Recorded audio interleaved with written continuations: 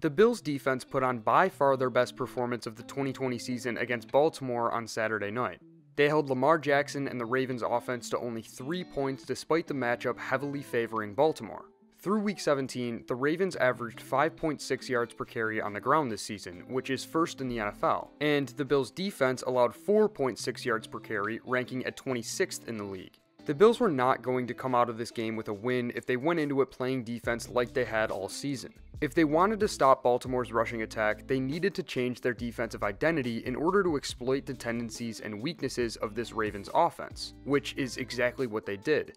But before I get into how and why the Bills' defense was so good last week, I first want to explain how it's designed. The Bills are by definition a 4-3 based defense. 4-3 meaning 4 defensive linemen, 3 linebackers, and 4 defensive backs. But they use nickel personnel 91% of the time, which substitutes a cornerback in for an outside linebacker, often referred to as a nickelback. This nickel-based philosophy has both pros and cons. Because it replaces a linebacker in favor of a cornerback, it prioritizes speed over size. So it's great for defending the pass because of that added speed to cover receivers. But it's not great against the run because that extra cornerback is never going to be as good as a linebacker in defending the run. Offensive personnel groupings in football are described by using a 2-digit number. The first digit represents the amount of backs on the field, while the second digit represents the amount of tight ends on the field. And the remaining amount of eligible pass catchers represents the amount of receivers on the field. So, for example, 11 personnel means 1 running back, 1 tight end, and 3 receivers.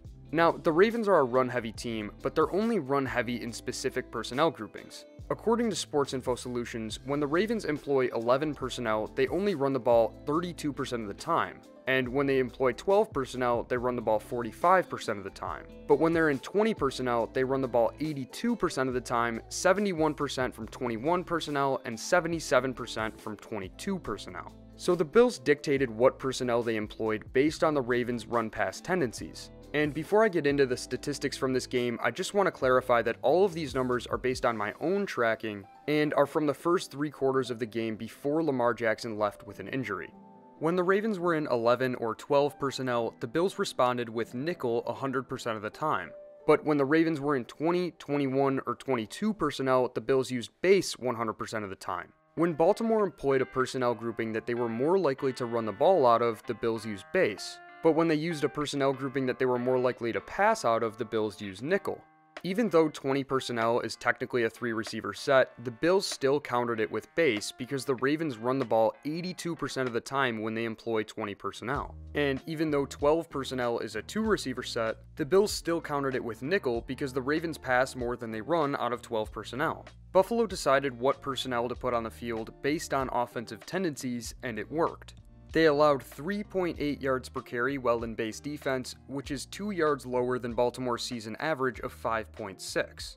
Stopping the Ravens' run game was not as simple as just replacing a cornerback with a linebacker, though. It also required proper execution from the entire defense, but especially from the 3 linebackers because Baltimore is great at fooling linebackers with misdirections and decoys. The Bills made sure that each linebacker had a specific job on every play to help prevent miscommunication and over-pursuit.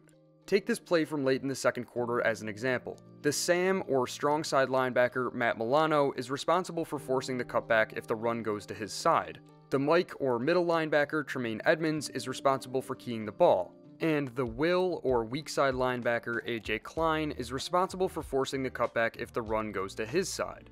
Post-snap, the right tackle and center pull to the weak side, making the play look like counter. Even though the running back didn't get the ball, Klein still had to get outside of the pullers to force the run back inside in case the running back did get the ball. When the fullback Patrick Ricard releases outside as a lead blocker, Milano gets outside of him to make sure that the quarterback doesn't have a lane up the sideline.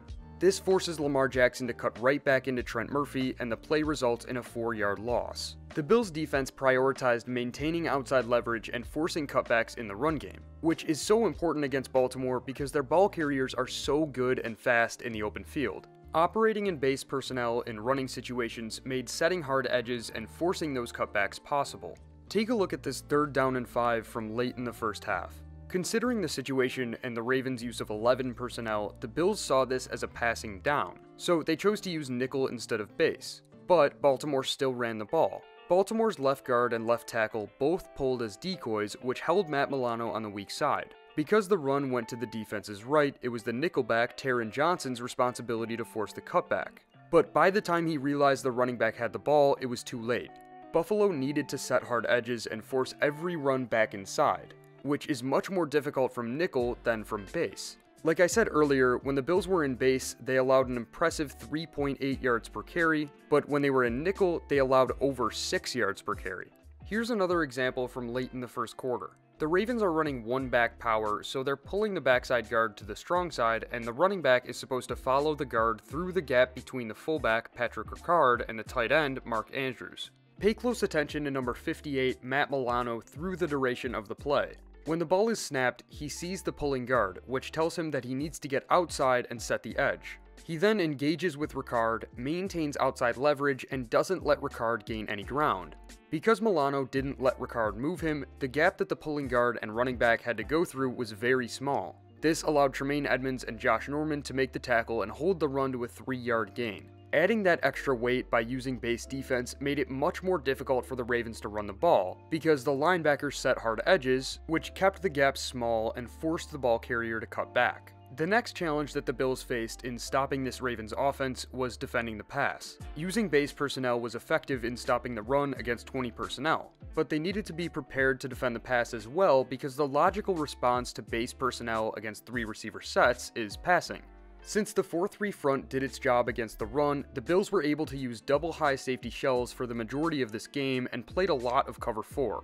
They prioritized preventing Lamar Jackson from taking shots downfield and begged him to just check down in the flats. The flats are defined as anywhere outside and under 5 yards beyond the line of scrimmage, and Lamar Jackson is not very good when throwing there. According to Sports Info Solutions, when targeting the flats, Jackson ranked 33rd in attempts, 21st in completion percentage, he threw more interceptions than touchdowns, and ranked 32nd in passer rating. Jackson was not only bad when throwing to the flat, he just plain doesn't do it. The way that the Ravens went about attacking the Bills' cover 4 was with short, quick route concepts that overloaded the linebackers in coverage. In a traditional cover 4, each defensive back drops into a deep quarter while the Mike linebacker plays the low hole in the middle of the field, and the 2 outside linebackers play the curl flats. But the Bills chose a different approach. Take this play from the first quarter as an example, and keep in mind that this is first down in the first quarter, so Jackson has no reason to avoid checking down. The Ravens are running a concept designed to attack cover 4, where their number 1 on the top of the screen runs an over-the-ball route, the tight end and the number 1 at the bottom of the screen both run hitches, while the running back and receiver in motion both run to the flat. This concept puts the outside linebackers in a bind, because if they take the hitch routes over the middle, the quarterback can throw to one of the flats, and if they take the flats, the quarterback can throw to one of the hitches.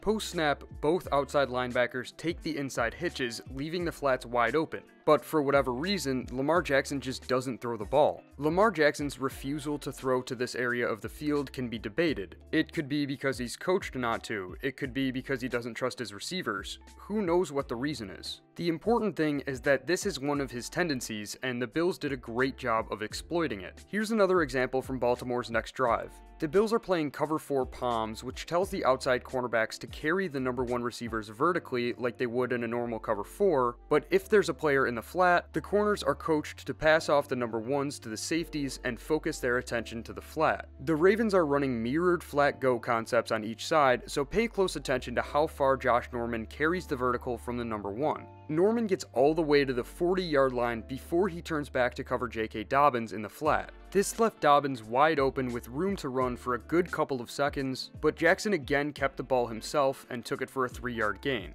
The Bills did a phenomenal job of creating and executing a game plan that exploited the opposition's weaknesses, which is the absolute most you can ask of a defense. The question now is, can they do it again next week against the much more talented, more explosive, and more dangerous Kansas City Chiefs?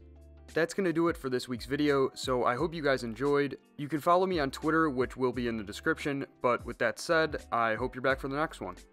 Later.